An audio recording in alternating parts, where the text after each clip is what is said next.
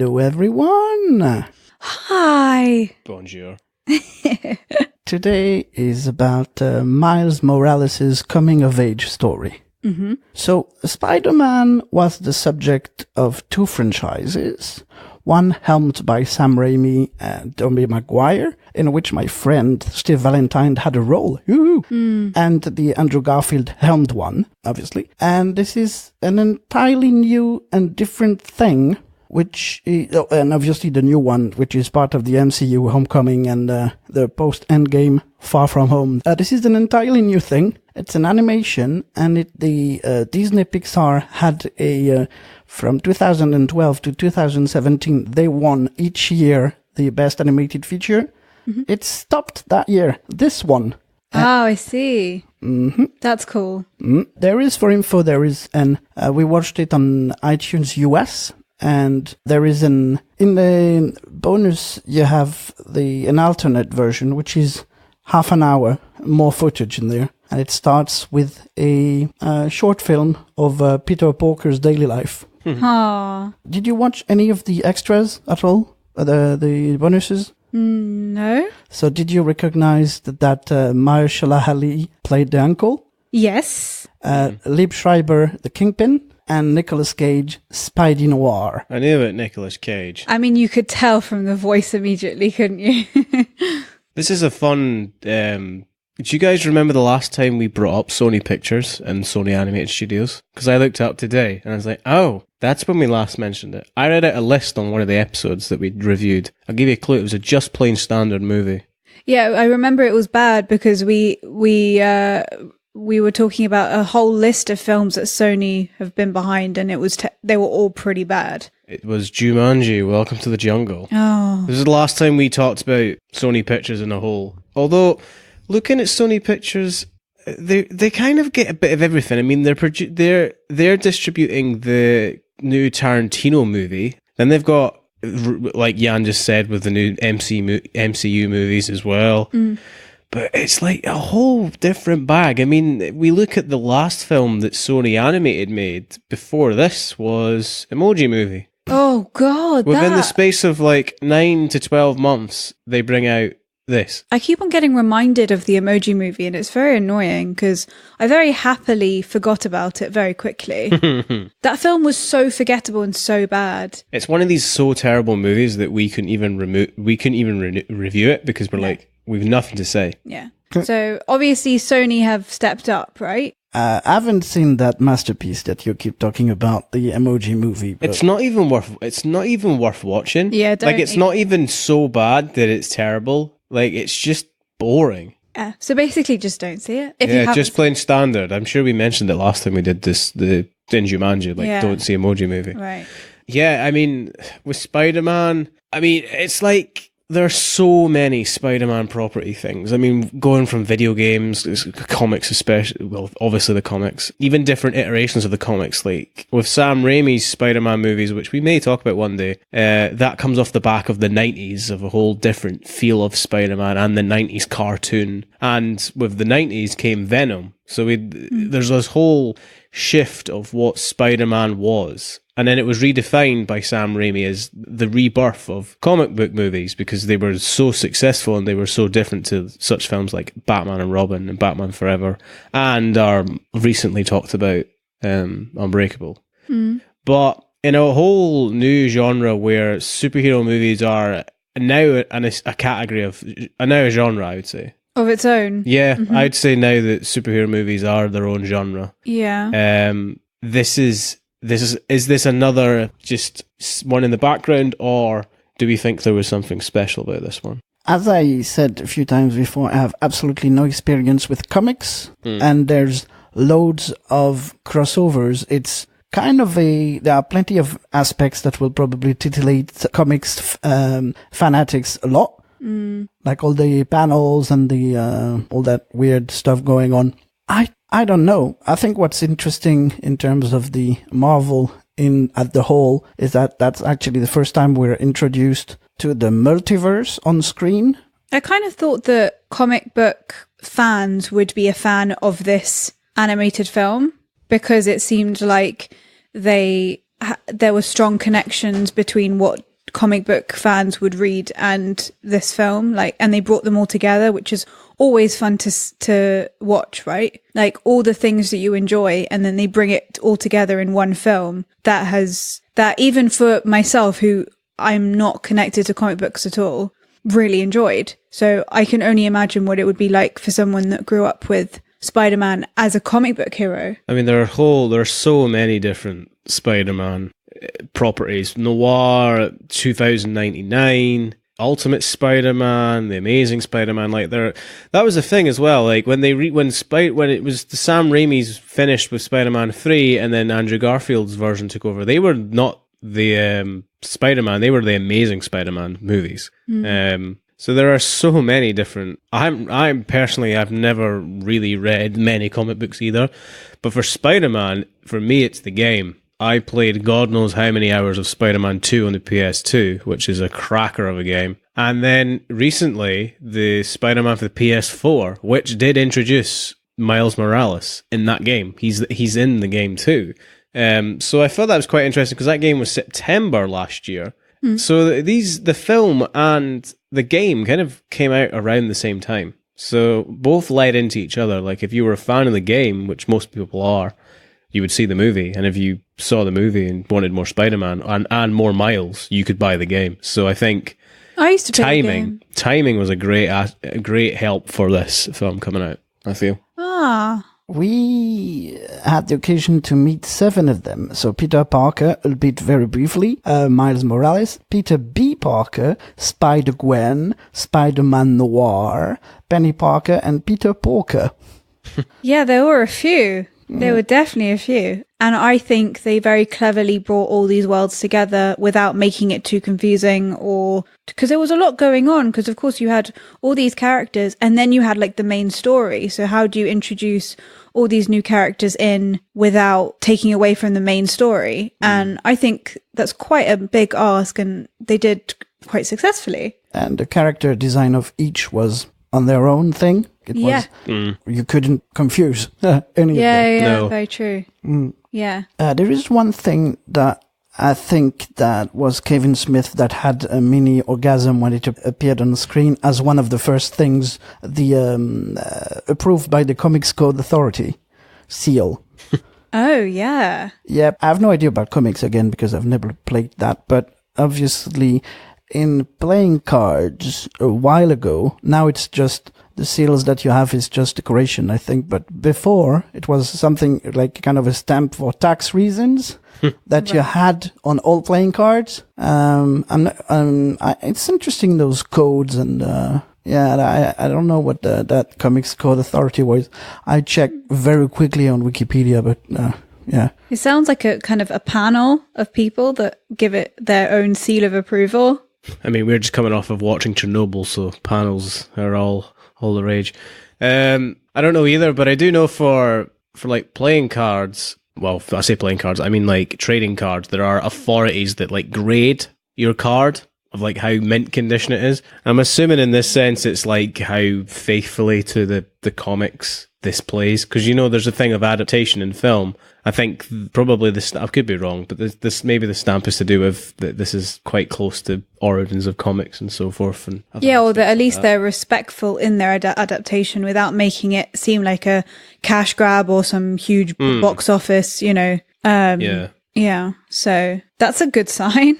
If Miles has a very special relationship with his uncle in this, am I not mistaken in saying that I'm only uncle in the room? You are the only uncle in the room. 3 times over. And I'm loving it. And it's because obviously you don't have all the same responsibilities. And, I just have to take the train and go and go there for a weekend. And then I come back. So I can still manage in the small amount of time I have to shape those little human beings in some way.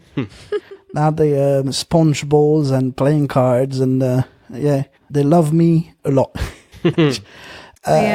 The last one, Ange, is too small, so not yet, but soon. Aww. Yeah, the only one with a French mother tongue. Oh, really? Yes.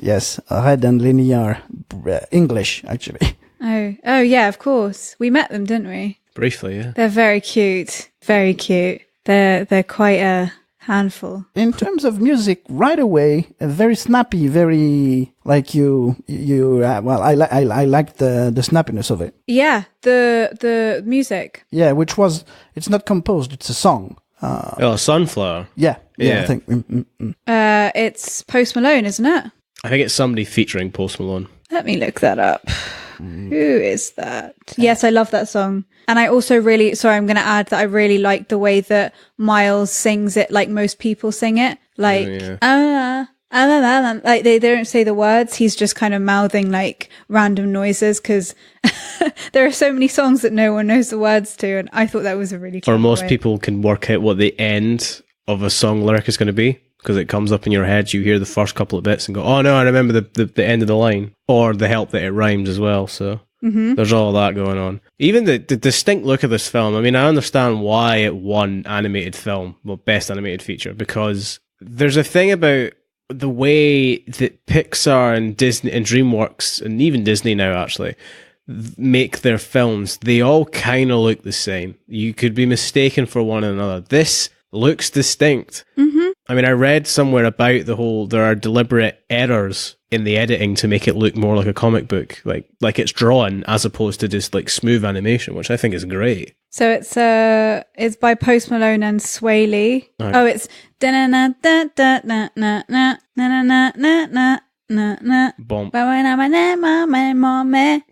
strike. Sorry. Thank God we don't have the monetization. I know, it's boom, no money from this episode. Sorry. I mean, that was less than 5 seconds, wasn't it? Nah, it's a whole thing on YouTube now. It's like, boom, any song, mine, your money, no, my money. So obviously it's an animated movie, so voice acting is heavily featured in this. So there's something quite fascinating that happens with good voice actors. We talked a few times about how when you're acting standard, like in your face, Traditional. Traditional. In the character, you bring plenty of yourself as well as the character. The people like Nolan North. Most of the stuff, I know his voice because he was on for Conman. I was facing him, so I know how he sounds in real life. Most of the stuff he does, you can't recognize anything. And there is a song which is featured in the end credits. And if you don't know who is singing it, I didn't recognize the guy at first, and even still listening to it now, I don't. Do you know who sings Spidey Bells? No, I don't. Oh, Chris Pine. Is it? Oh, really? Yeah. Okay. How come? Fresh out of the Scottish lochs. Obviously, Outlaw King. Yeah, it's the stuff that in one previous episode a long time ago I tried to sing that and telling you have to watch this. Like, why did I agree to sing this stupid song? I have a degree in chemical engineering. At the end, and there was obviously a music video that finally made it to the internet afterwards. Oh yeah. New York City is where Spider-Man's stories are set. And as I said recently a few times, finally I went there so I could recognize plenty of places. Was like, yes. Oh yeah. Yes, just like in the Avengers, obviously. Oh yeah. I would say so. I've not seen, obviously, every movie in the world, but I would say this is probably unlike anything I've ever seen. This film. In what sense? With the panels and mostly the visual transformation of the comic panels into a visual storytelling thing. Maybe it's been done, I don't know, but that's the first time I see that. I think it strikes out because right now, that if you think of a superhero movie, you think of Marvel. You mean you think of these? Well, some people will think of Justice League, but sorry guys. It's almost like trying to make it as legit as possible. Like, I feel for a long time that it was, superhero movies, really? So there was a whole block of films that tried to make it more grounded. And now we get to films like Endgame and even more Infinity War, and for us, for Ragnarok, that stand on their own as films. And like, that was a good movie. which superhero movies have really struggled for a long time, of critical reception as opposed to just the audience. I mean, there's a whole subcategory of YouTube videos about critics versus fans, especially on superhero movies. But I feel for this one, it's like it's not just to please over anybody. It's almost like a love letter to comic books, where I feel a lot of superhero movies have been missing that sort of flair for a while. Not by deliberately just trying to become real movies, but just for the fact that the Marvel Cinematic Universe is its own thing now. It's no longer, serving to please the fans. It's got its own fans. It's its own thing. It's got its own body of it's its own revenue machine. It could do what it wanted to do, and again, like, connect itself heavily with comic books where probably they grew up with. I mean, these guys are, the two directors of this are the guys behind Cloudy with a Chance of Meatballs, and I believe the Lego Movie as well. So both of those, I was laughing out loud in every few scenes. Like, literally every few seconds I was like, that was hilarious. I think the Lego Movie I've never seen anything done like that, and I haven't seen the second one. Oh, well, and then we saw the Batman one. But the first Lego Movie, when that came out, you're like, wow, they actually managed to make a movie with Lego figures. It was brilliant. It was incredible. The only thing I'd seen close to that was there's an epic Rap Battles of History video, which is Odin versus Thor. No, not Odin versus Thor. It's Zeus versus Odin, which is made out of Lego, which I'll link to this episode at the end, which is similar to that style on a lower key. But it's just that the guys seem to just be able to create these things that just stand on their own. They really care about animation, which is nice to see, because there are so many cash to grab animated movies, which if you're like us and like people that comment on movies, I Hate Everything does movies that are knockoffs of Disney movies and DreamWorks movies. Whenever a big film comes out, like Kung Fu Panda or something, you'll get a cheap knockoff that is just kind of cashing on that. And it's nice to see that animation is really having a surgence. I mean, TV is having a great surgence right now, but animation is coming back in. I'm glad, because especially with all these different movies that are its own genre now. I mean, end of last year when Incredibles 2 came out on digital release, I remember, is it Bird? I think it was, I can't remember his first name, the Bratbird or something like that. The director of it, basically, there was a debacle where iTunes had listed Incredibles 2 as a family film or for kids or something like that, and he's like, but animation's for everyone. Like, there's not just animation for younger people, which is usually the deception of what animation is. And I'm glad to see that that's not necessarily true, especially with this. I think a lot of animations also use that as a crutch almost. Like, oh, this is for kids, we don't need it to be that intelligent, we don't need it to be that complicated, like we can just make it base level and not spend too much on like script or story, etc., right? And that's probably what you saw with Emoji Movie. It was like, this is for kids. You beat me to it. I was going to look right at the camera and go, looking at you, Emoji Movie. Exactly. Sorry. It's all right. So it was nice to also realize that, yes, you can make a kids movie, but that doesn't mean that they're not intelligent enough to see that, what's good and what's bad.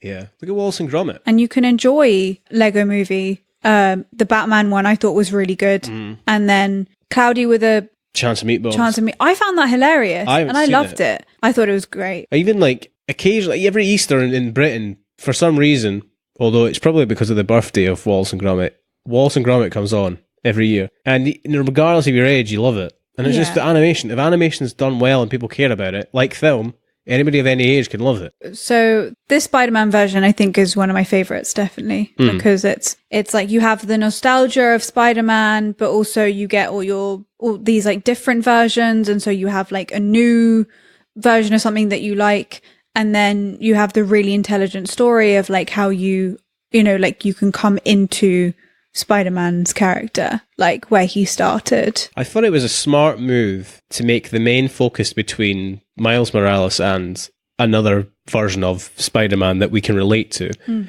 I mean, if they'd started with Noir was the first one that came through, it might have been a bit more difficult, I feel. It was a great choice to use two characters. One we don't know, or limited people will know because of unless you're a super comic book guy. And then Spider-Man that everyone knows. So we've got these two really relatable characters that we know, and we explore newer things. I mean, the scene of him, Spider-Man, Peter B, crying in the bathtub because Mary Jane leaves him, I'm like, dude, got me right in the feels. crying with the shower on. I'm like, oh no, no. Adam still randomly brings that up to me. He's like, do you remember that scene where he was crying in the shower? Yeah. That was so sad. Yeah, it is sad. Like properly got to Adam. It is sad. But it's true. Yeah, it was also nice to see that superheroes can also fail in their own really bad, depressing way, right? Like he totally gave up and he was just like a pizza, eating pizza in bed, like totally depressed and couldn't even get out of bed. So like... Cheeky bit of the pizza theme from Spider-Man 2 there.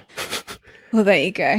Well, the tends to prove that the perception of superheroes movies we talked about before. Obviously, if you're a West End actor, Game of Thrones would be tits and dragons, Yann McShane style, or the MCU will be grown-ups in costumes. But actually, I don't think so.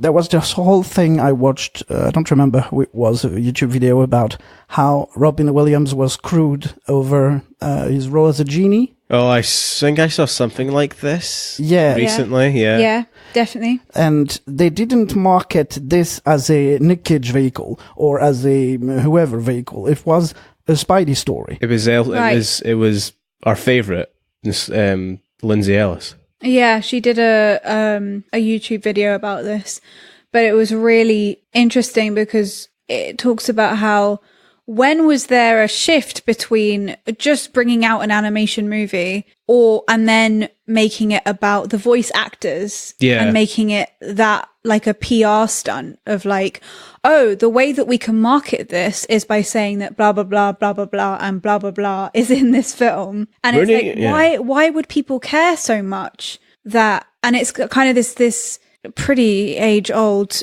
question of the actors that you bring on will put bums on seats. Yeah, that was it correlates to the 2000s. I mean, the 2000s was a heavy celebrity era. So maybe I shouldn't have said age-old. I should have said 2000. Well, it's true, though, because if you think in the 40s and the 50s, we have, like, starlets. So in the same sense, they were used to put bums on seats. Like, it's always been a thing. But the end of the 90s and when the internet was starting, like, properly, like, that whole burst of celebrity was huge before, like, social media hit and anybody could become famous. Like, there's a bubble of that. And it translates into film, too. You know, like, these massive stars that are just, like Beyonce is in Austin Powers 3. I'm like, okay, all right. Yeah, exactly. Like stuff like that. But also, I think it's also about not having a trailer. That's the trailer. Yeah, so you're right. It's fine to use that as, a bit of a crutch to say like, oh, this person's in this film and we're going to use that to market this film. That's fine because that's part of the business. But to use that as the only reason why you should see it is kind of sad because then people forget about story, they forget about character, they forget structure, and the film is usually rubbish. And that's translated now into it's a superhero movie. There's a crutch of this is another Marvel movie, we don't have to try. This is a Spider-Man movie, we don't have to try. This is a Venom movie, we didn't really try. So the fact is that this film didn't do that, and so that's probably why it was better, because it had to try a bit harder. This film is that good that even with a disaster, well, I say disaster, I mean critical reception to Venom, which went on to make loads of money, didn't really falter either, or have any like people done with Spider-Man because they saw Venom. Even with that against it, I would say more than with it, it did really well, and it deserves the praise it gets. It tackles a lot of good things in it, and it does it while still being a superhero movie, which is kind of difficult to do these days because I don't know where the gap is. Maybe when we watch the superhero movies again, we'll see it. When there's a shift in the Marvel movies, when it stopped being about individual films and a build to Infinity War. Like, there was always that, we know where this is going, let's get there, sort of feel. But I haven't seen them all in a long time, so I don't know where that shift is. Hey.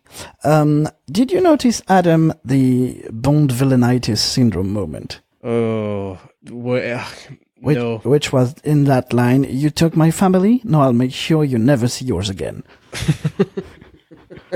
Just shut up, man. Kill him.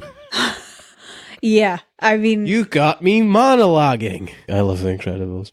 I thought a good use of the multiverse thing was the different villains. So we saw different iterations of the villains. For example, Doc Ock is a woman, which I don't know if again, we don't know the comics, but that's a great use of it.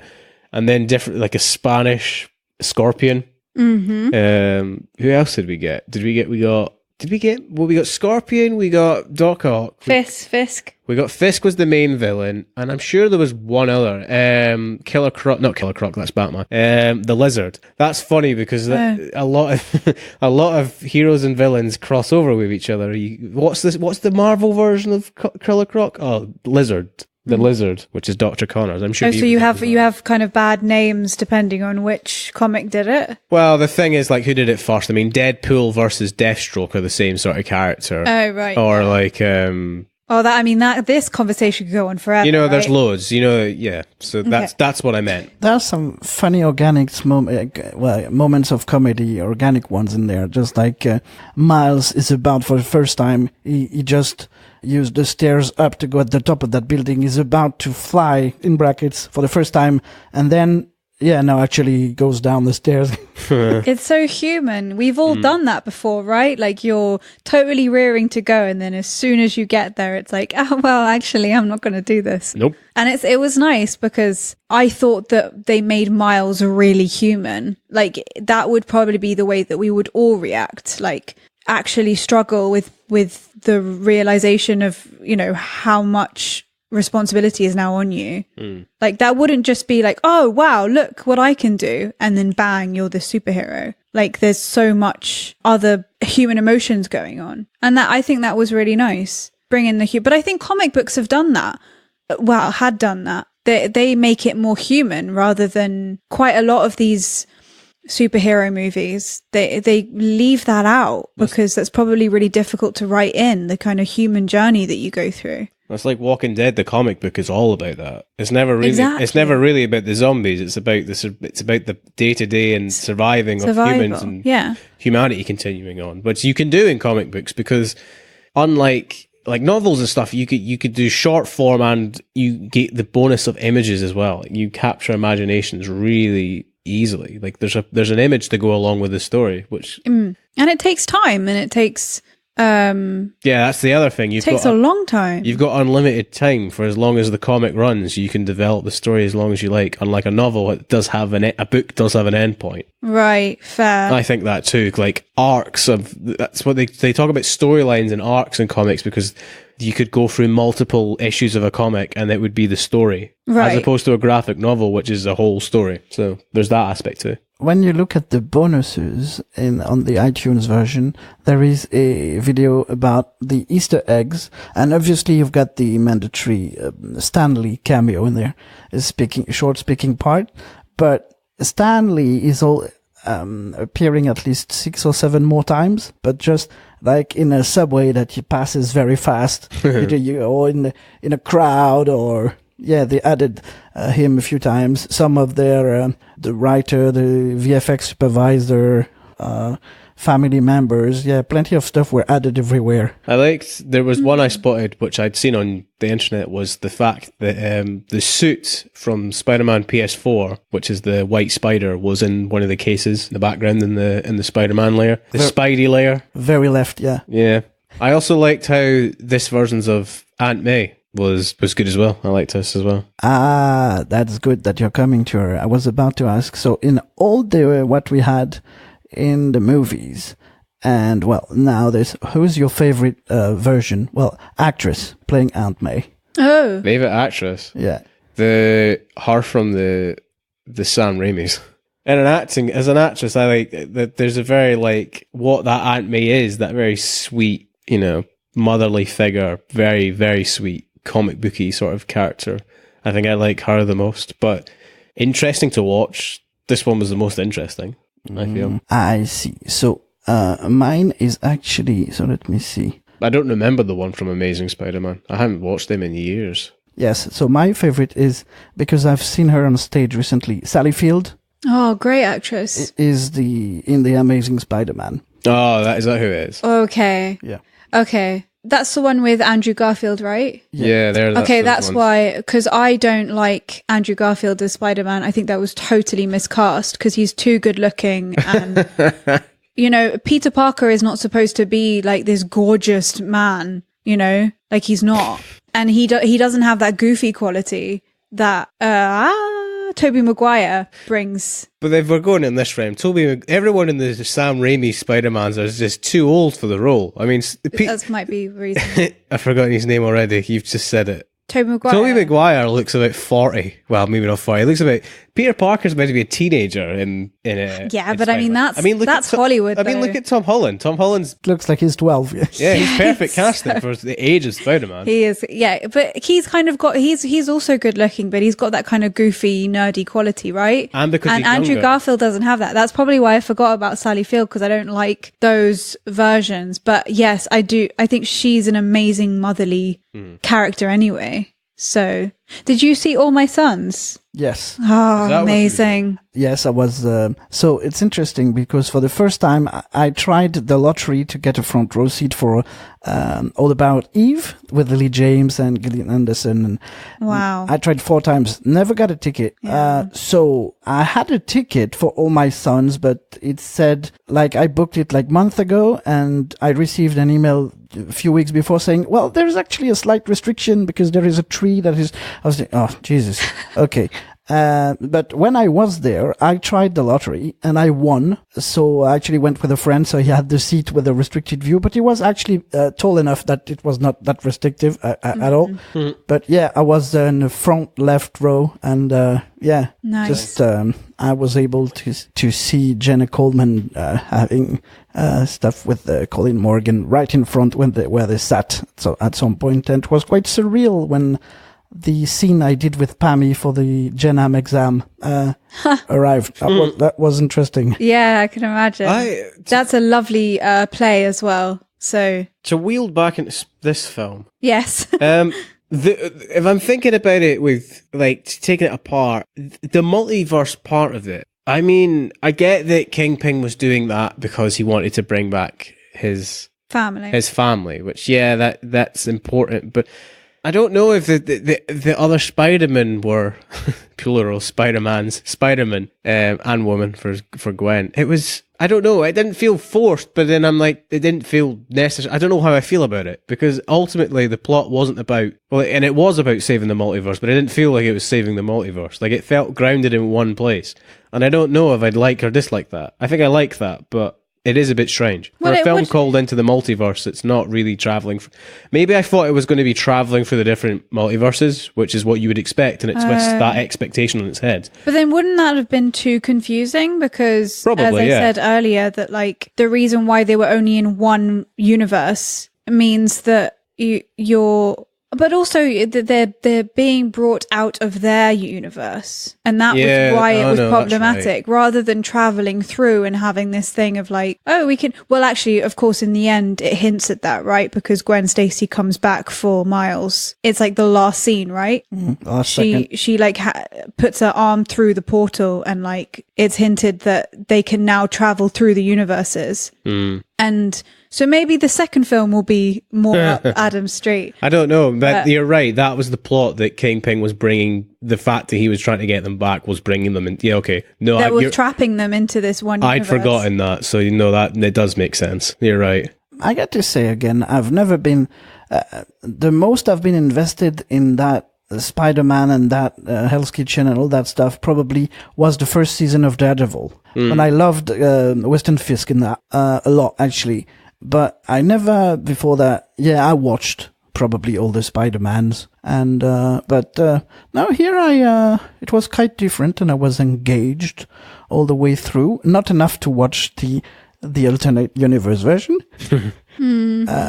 Because that would have required 4 hours in a row. Jesus. This morning. But that's one of the movies I went to see thanks to the Cineworld Unlimited screenings. Oh yeah. Yeah. Last a while ago. I was like, that's something special there. Yeah, I mean, I the one thing that really jumps out at me is the color. Like the color schemes of the animation was so intense, and like the way that they used the graffiti as well. Like there was a lot of motifs that carried through the whole film, and the colors were just really, I don't even know the words, just intense basically. And that's one of the things that I really remembered, that they at least brought something new to the animation as well. Yeah, popping out, like if you were watching this at night in the flat and someone was watching outside from the street, oh, there are plenty of colorful stuff happening in that flat. Yeah, it was like a light show. It's called something. Yeah, like pop art. The Solomon? Andy Warhol stuff. Right. You know?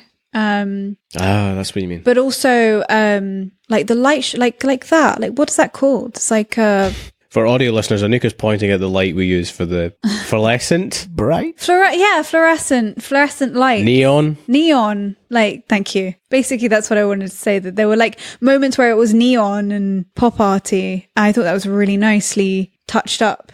That's cool. Was there anything else that really jumped out to me at this? I mean, I don't really know. I mean, it was one of these films that it's nice, and it's rare for us, especially because we watch films and sometimes like, we know when we're probably going to talk about them someday, which is what we did for this one. I mean, we were just like, had a spare thing to do. I was like, we've got this, should we watch it? And I was able to watch this without really going with the critical eye. But a lot of it stayed, which is good. Yeah, you enjoyed it. You didn't watch it like, oh, I have to watch this.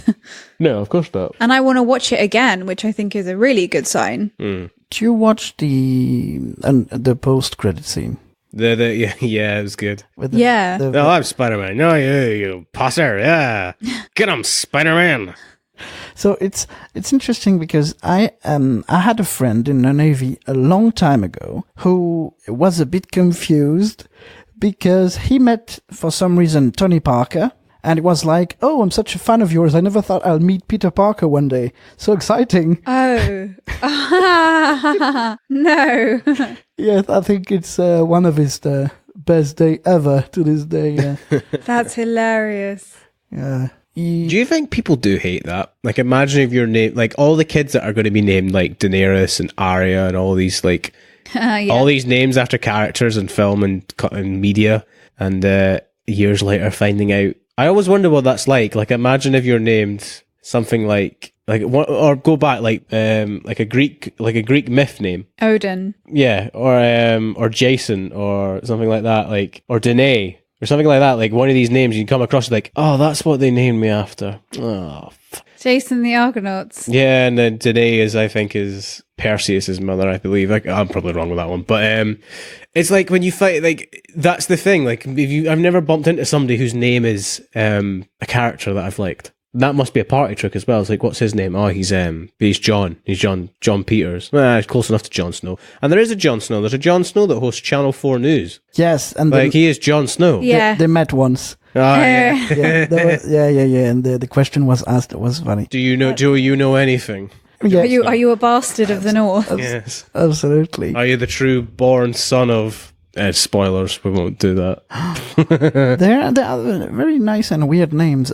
Anathema Device. I've started to. Well, I finished. I'm on my second viewing to watch Good Omens. Oh yes, I want to see that because I like David Tennant and I like the Michael Sheen and Neil Gaiman. Yeah, but I'm a huge fan of John Hamm. Huge fan of Neil Gaiman, but also like mythology and Dante's Inferno, like all of that stuff is so interesting. Didn't know you were into your Renaissance poets. Yeah, I am. Big fan of Virgil. But also Dante's Inferno is but also you have the book, don't you? Well, it's the poem, isn't it, by Virgil? Yeah, but I think there's a book. There probably is. That's not for everyone, though. I tried to convert my brother to Terry Pratchett's Color of Magic. Didn't work. No. It's the same with you, Yann, the Game of Thrones novels. Yeah, well, because I struggled to start them. Just like the style was really, I struggled a lot with the style at first, but yeah, yeah, fantasy is not for everyone. Yeah, but it was not because sometimes it's because you have so many names you can't pronounce. You ever try to read the start of the Bible? It's just like, yeah, okay, I'll just pass on that. Arimathea. So I'll now use the uncle's wooing technique of, hey. Yeah, that's not going to work.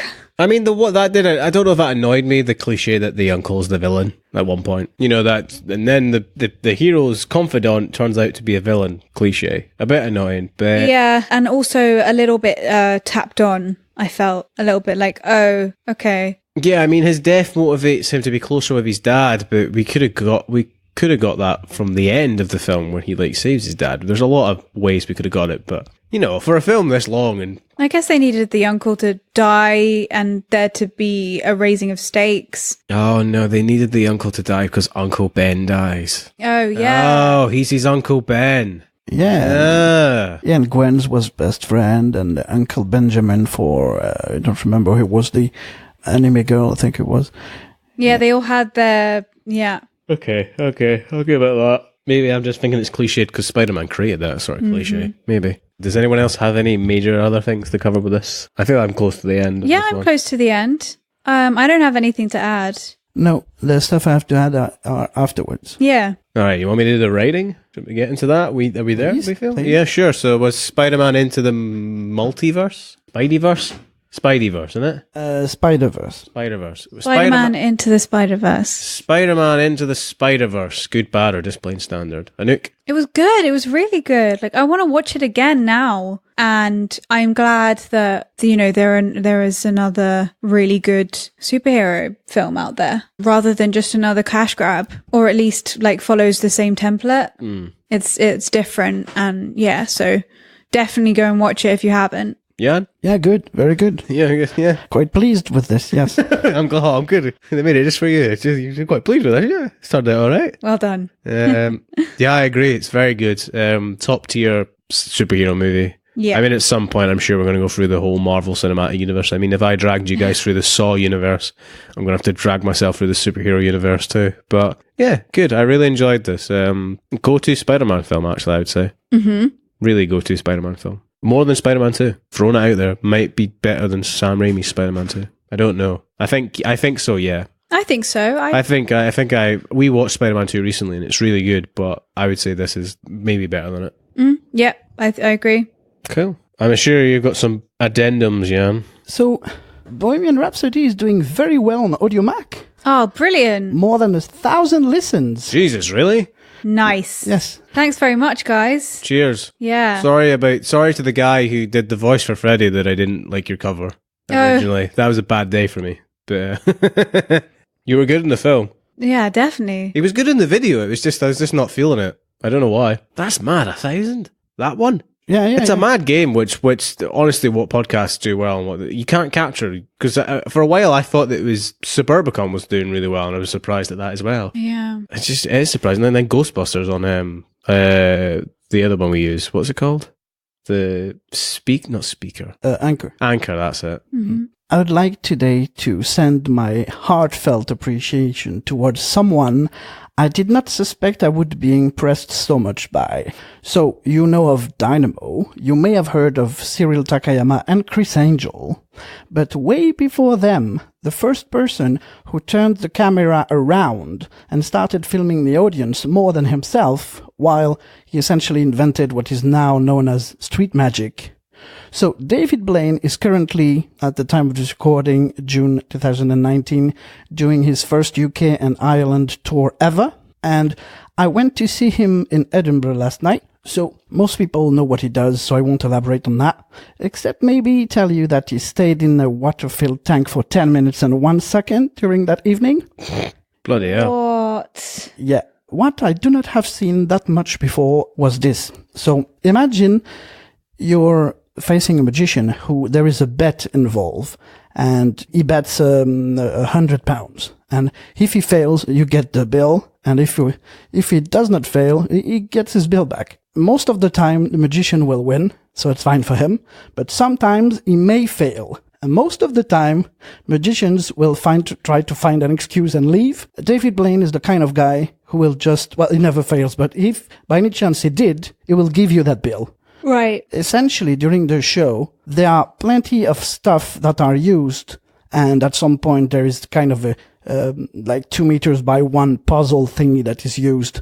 And the kid, that it's always someone from 15 to 18 that comes to help for this, lives with that framed puzzle. Wow. All right. Yeah, which is awesome, and plenty of stuff that are given away throughout the whole show. That's cool. Yeah. That's very nice. Yeah, that's just incredible. So yeah, that's great. Anouk, I have a copy of She Shall Not Be Moved, the program thing. Yes. So, I can plug it if you want. Definitely plug it. Okay. So, set in a modern-day witch trial, this piece is a meditation on what it means to be a woman, the challenges we face, and how they shape us into the women we become. It's called She Shall Not Be Moved. It's produced by Black Ginger Productions and Stuffed Puffin Productions. It's 14 plus. That's the first time it's produced. You can get 2-for-1 tickets if you're a friend of the Fringe. It's flagged as physical theater new writing. It's at the Space on the Mile, Space 3, from August the 19th to the 24th, from 11:10 morning to, it's 55 minutes, and that's £10 or £8 for the concessions. I'm glad you guys managed to get it sorted out. You're not late in the evening. That must have been to do with it was going to be 18 plus with the venue. Yeah, it's obviously in the... They got it through, which is good. Yeah, I'm excited We'll to see hopefully it. get more people involved in. Yeah, we've got like our own chat that I've just been added on to. So we're talking about stuff, and so the ball is already rolling like hugely, and I've got my script, and I've signed things. It's all very professional and great. So yeah, if you guys are in Edinburgh for the Fringe, definitely come along and hit me up afterwards. We'll have a drink. I mean, even though that might be at like 12 a.m., but still 12 p.m. Now that's important because I tend to leave afterwards. I don't want to disturb them. Wait, is it 11:50 a.m. or 11:50 p.m.? AM, right? AM, yeah. No, it should be AM. I don't think they'd have a play for an hour at 11:50. No, and they actually use the international hours on the program, I think. I have seen like 2,300 hours for the shit-faced Shakespeare stuff. I get it. I definitely want to see if I can make that this year at least, because I've missed so many moments and it sounds so good. Yeah. Definitely try and see as much as possible this year. So quick review of the Saraya store. So essentially the video should be back so you can see it. The t-shirt I've been having the whole way through was part of the, if you listened already to Fighting with My Family, you'll know that I ordered something there. The Saraya store. I ordered on the 25th of May. And it arrived on the 3rd of June with a £31 VAT and import fee waiting. Yeah. Okay. Yes. So when you order more than $100, the shipping is free. But yeah, the trade deals are the trade deals. So you had some... More than $100. That's a lot. Wow. Man, that's a stinger. Yeah, no, I mean, so my order was 168. The shipping was 3 because of this. Yeah. And the pounds I had to pay extra was 31. Oh, right. Yes, okay. Yes, which is, but when I pay more than 10, usually I'm like, but it's obviously based on the prices of the items, so. Wow. But if you only wanted one t-shirt, for example, then you'd have to pay that plus the shipping, fee. Everything, yeah. That's expensive, but worth it because we love Soraya. It's also interesting because she's from the UK and I don't think she has a store here. It's from the California. Interestingly, it fits a bit like I usually take 4 X's and 3 X's is perfect. So I got a mix of, but I didn't know that in advance. And the fabric quality is excellent. And the t-shirt actually is quite long, which is better for me. So even though I was able to be mostly naked on the stage for a month, I try to avoid that in daily life. So the longer it is, the better. Good. That's a good way to live. Yeah. Yeah. Yeah. And I understand why they were like, I think it was like 28 $8 because that's really good quality. It's not like 10 cents Chinese thing. That's good. I don't think it is. That's good. Yeah. Are you familiar with Pinter? Yes, of course. Yes. Betrayal? Yeah. Yes, of course. Okay, so I went to see that at the Harold Pinter Theatre, and Charlie Cox, the Daredevil, was Jerry. Nice. Zoe Ashton was Emma. Oh, I've seen what's it called? Theatre trailer. On the tube map, tube things. What are they called? Adverts. Sorry. Yeah. I've seen posters. Thank you. Posters for it. And Tom Hiddleston as Robert. Great cast. And it's interesting because I knew exactly the day I wanted to go there, so I booked a while ago to make sure to secure the seat, which was front row, a bit on the right, £160. Okay. It's weird because the stage in this theater is probably as high as I am. Luckily, the way it is staged, I was able to see everything, but I'm actually going back. And thanks to 2-day ticks, I found a £18 standing ticket in the grand gallery thing. Oh, great. So that's good. I'll be able to see a few things I couldn't see while I was too close. Oh, we should keep tabs on that app then. Yeah, it's sold out everywhere, except I set an alert and a few tickets are popping up a few times a day. But it ended when you're listening to this, so that was until the 8th of June. It was extended once. I don't think it will be again. I'm not sure, but yeah, that's Saturday. Okay, that was really nice. I was not familiar with Pinter. Oh, he's cool. Very strange, but cool. I think we're good. Yeah. Yeah. So thanks again for listening. Thanks, guys. We were Adam. Anouk. and Yann. Bye-bye. Bye, guys. Thank you for listening to another episode of the Good, the Bad, and the Just Plain Standard podcast. If you like what you heard, you can leave us a review via iTunes. If you want to keep up to date with what we're doing, you can check us out on Facebook and Instagram at Good, Bad, Standard Podcast on both platforms. If you fancy seeing the live streams that we talk about on the podcast, they can be found on youtube.com. You search for Milk in a Wineglass. There are other bits and bobs on there too, just to see what Yann's up to during the week. And if you really like us, like really, really like us, why don't you head on over to patreon.com/goodbadstandardpodcast and have a look if you want to support us. Any small donation is appreciated.